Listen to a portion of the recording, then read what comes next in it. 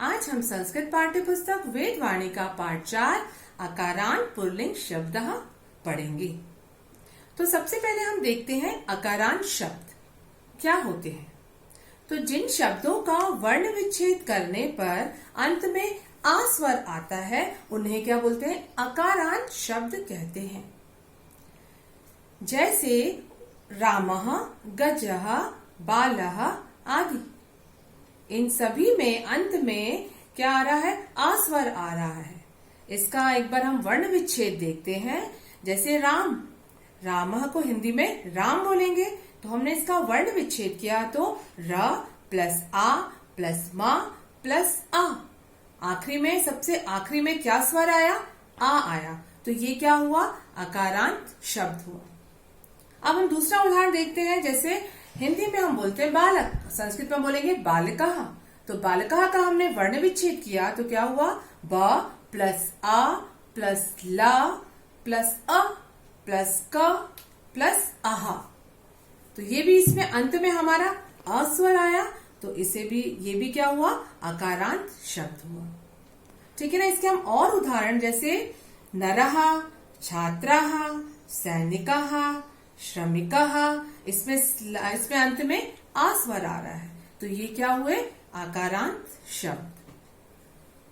अब अगला है पुल्लिंग क्या होता है। हमने पहले भी पढ़ा, जो शब्द पुरुष जाति का ज्ञान कराते हैं वे पुल्लिंग शब्द कहलाते हैं। जैसे नरः, बालकः, वृक्षः, पर्वतः, सूर्यः आदि, है ना। ये सभी शब्द क्या हैं? हमें पुल्लिंग या पुरुष जाति का ज्ञान कराते हैं, तो ये क्या हुए? पुल्लिंग शब्द हुए। ठीक है ना।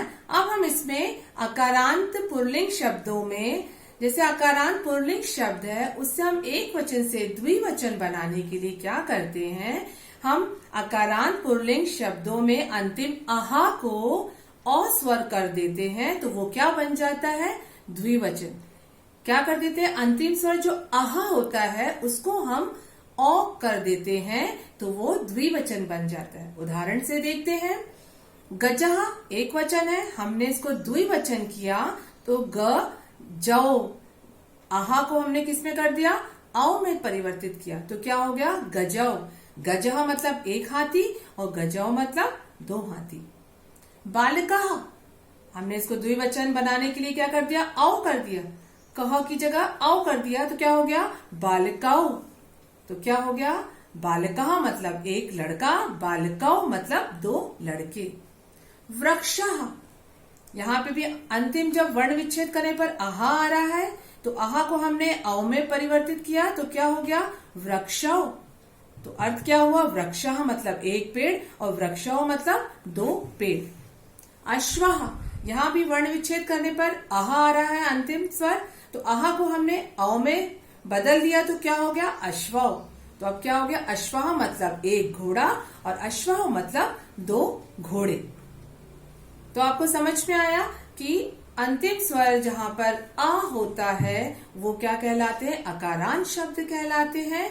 अब हमको एक वचन से द्विवचन बनाने के लिए आहा को हम औ स्वर कर देते हैं, तो वो द्विवचन बन जाता है।